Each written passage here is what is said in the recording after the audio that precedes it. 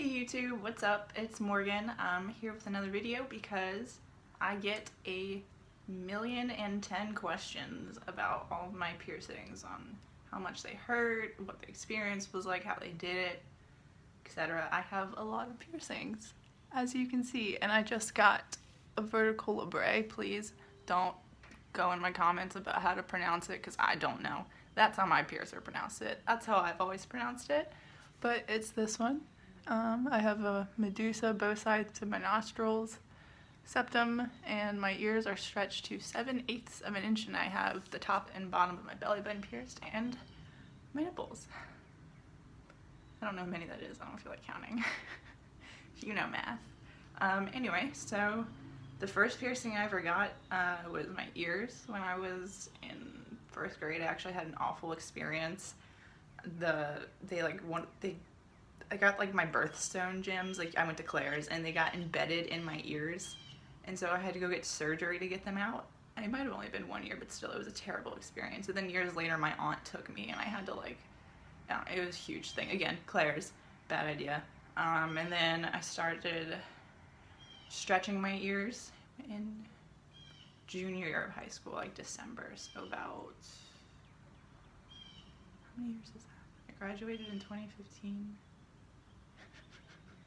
4 years. Yeah, about 4 years I've been stretching my ears. I've done it so many times. I've never gotten to an inch. So close. It's been a struggle. My parents hate piercings. I literally just texted my mom about my vertical labrae, and I'm having like a panic attack just waiting for her reaction. Anywho, then next piercing I got was when I was 13, I believe. I got my belly button pierced, and that was like it. My parents said I couldn't get any more. Then they let me get my second holes done, but that was it. Like, that was nothing else. And I don't even have my second holes anymore. I just have regular tunnels in right now. So I got the top of my belly button pierced, and that was like a horrible experience as well. Like, usually my body reacts really well to piercings, but my belly button, it just like would not heal fully. Like, it definitely took over a year, and it just like, it didn't, I don't think it rejected, but like, it just wasn't nice. Like, I remember one time it came out, it fell out, and I went to put it back in, and it had kind of closed up a little bit, and it started to bleed just like a tiny bit, and I fainted, and then got the spins, and I had to just go lay down. It was terrible. But then got it re-pierced, went fine. Got the bottom of my belly button pierced, it was fine.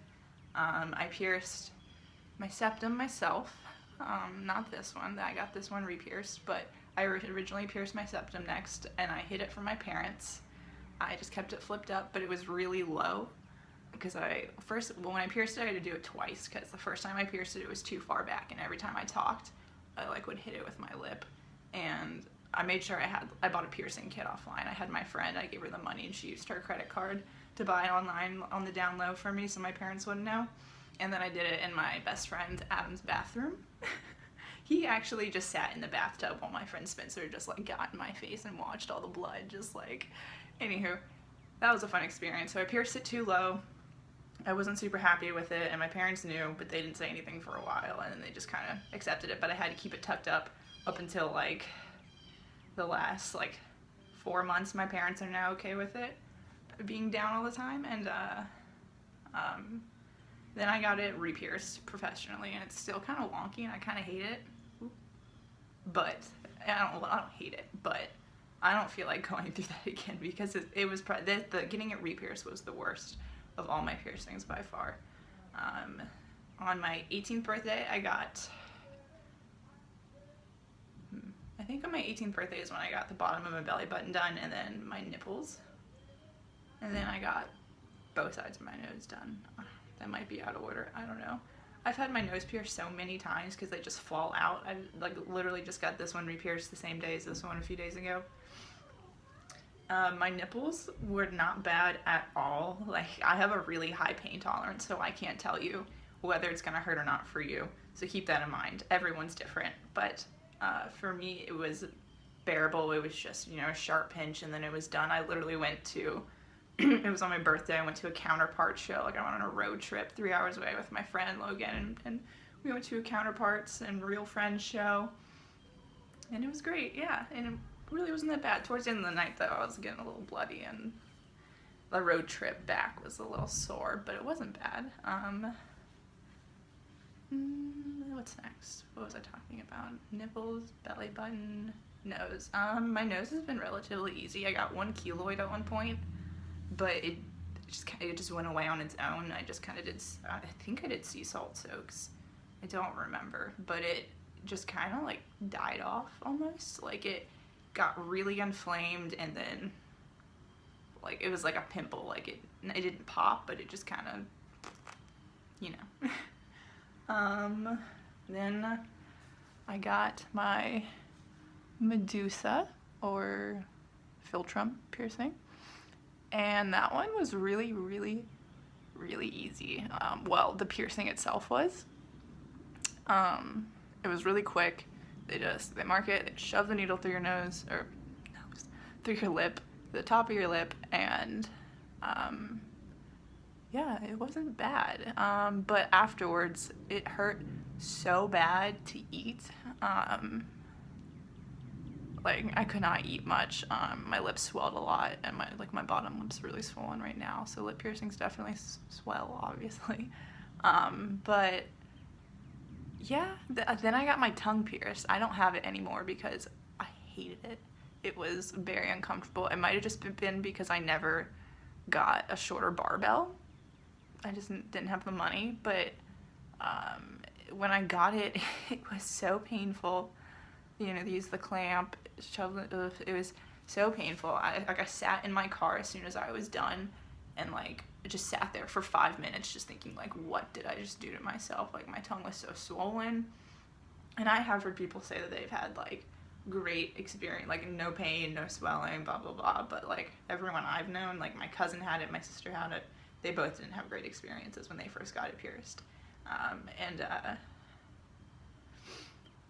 Yeah, it was not fun. I could barely eat, and I tried to keep it hidden from my parents, and I did for a long time, which obviously you can't in your mouth.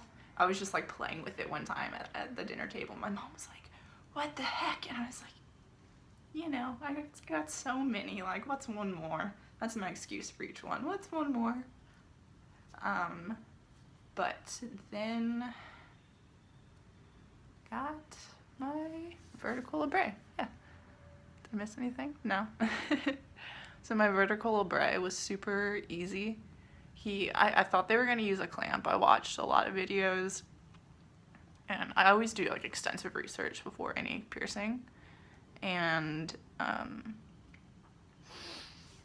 sorry, my brain's just not with me right now. I'm having a hard time talking.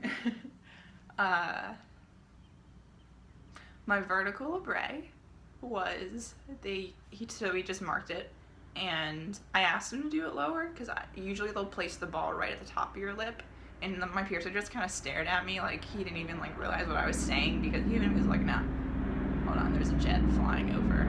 I don't know how that's gonna affect things.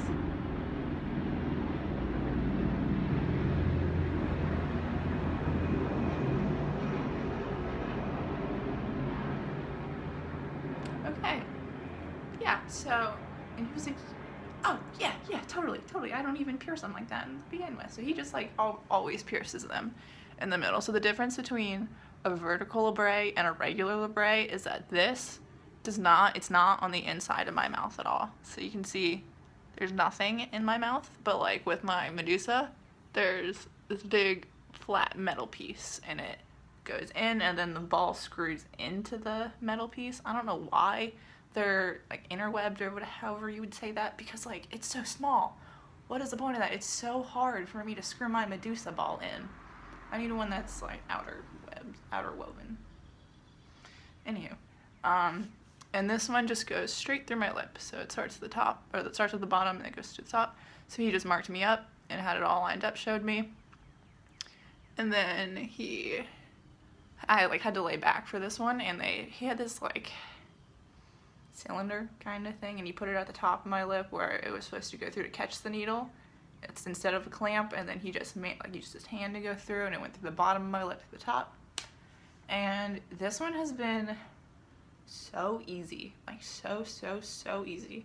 I've only had it for a couple days, and it's the only piercing I've ever had to bruise Hold on, you can't really see it because of this lighting. And it's just bruised a little bit below my lip. I don't know if you could really see that, but it's not too bad. In all the videos I watched, a lot of people said that there's a chance that there could be bruising like right along right here where the piercing like goes through. You could have like a line of a bruise, and I haven't had that happen yet. I don't think I will, but my lip's just swollen. I kind of wish it would stay like this forever, honestly. But you know, for all my piercings, I use Dial Gold soap, and because it's an antibacterial soap, and then I use sea salt. I never buy the H2 Ocean that they advertise when you buy it. Every time you get a piercing, I never buy it because it's like $13 for a bottle, and one of my friends said he bought it when he got his septum pierced and it lasted him like a week, and the piercing takes longer than a week to heal, you know. So I just use non-iodized fine sea salt. But you want to make sure it's non-iodized, I believe. I just for my belly button and for my bottom lip, what I've been doing is I take a shot glass full of warm water and put not a lot of sea salt, but like a tablespoon of sea salt in it, like half a tablespoon, and you know, mix it up, and then I'll like form a suction with my mouth, and then just kind of tilt my head back and let it soak on my mouth. And I did the same thing for my belly button. I would just lay back and let it soak, and I do it for like 5 to 10 minutes depending on how bored I am, because you're stuck in a pretty fun position, so you better get comfortable if you're going to do it that way. You can also use like a cotton swab to go around the area with your sea salt solution. I mean, H2 Ocean is sea salt. It does work. It is good. It is designed for piercing, so I'm not saying don't buy it, because if you do want to buy it, go for it. It is good. Have heard great things, but like I said, I've heard it doesn't last long, and you can make your own little concoction. As far as oral piercings go, you want to use mouthwash, alcohol-free, I believe, because it'll irritate the piercing, so you want to do that with this one. And your tongue, obviously, or any lip piercing that would go through the skin, any real oral piercing, because this is technically a surface piercing. For my ears, I will just take them out periodically to air them out a little bit. And I use Dial soap in the shower. I'll just clean my ears and I'll clean my plugs at the same time. Make sure everything's, because plug stink is a thing, and I don't mess with that. I'm not about that life. So I clean myself a lot. Septum, same thing. I'll go in with Dial soap and a Q-tip. When it was healing, I would do the salt water solution with the Q-tip, and I would get both sides, and I would, with soap, it's this also, and I would never ever use like the same side of the Q-tip on like the other side. You know, you don't want to transfer bacteria. Make sure you're good about that, but make sure if with any piercing that's double-sided like that, that you're getting the front and the back. As far as nose, you know, everything's pretty general. Just sea salt, antibacterial soap, and non-alcoholic, alcohol-free mouthwash for an oral piercing. And that's really about it. All of my piercings have been fairly easy. Like I said, I have a high pain tolerance. I had a bunch in my ears that I did with safety pins, which was stupid. Don't do that. They rejected. I literally could not get one out. Like, they were mini safety pins that I just like kept in because I thought it was cool and punk. Don't do that. Not worth it. I literally had to like rip one out of my ear because it was rejecting, and I couldn't unhook the safety pin to get it out. So yeah, wouldn't advise that. And I can feel little bumps from where so it's very important to have the right size jewelry in your piercing or in your holes, because it can cause rejections or infection, you know. Or if you have a reaction with a certain type of material, you need it, like, if you have a piercing that smells a lot, no matter how much you clean it, it's probably because a reaction with the material, like the jewelry is made out of. Like, there's stainless steel, titanium, gold, silver. There's so many options. Bioflex. Just experiment, you know, see what works best for you. Everybody is different. If If you want to add anything about any other piercings I haven't talked about, feel free. I will update this if I get any new piercings, which I plan on piercing the crap out of my ears now because I'm kind of running out of space. I want to get a vertical bridge at some point, but I'm going to wait till I'm like secure and stable. I work at Hot Topic right now. I just got hired today, so this, all this is cool. But yeah, so that's my piercing experience. I know it was kind of a short video, so if you have any questions, please feel free to leave them below and I will answer them all. Or you can tweet at me on Twitter. My handle is at MVRGUE, like morgue, but with a V instead of the O, because morgue was taken.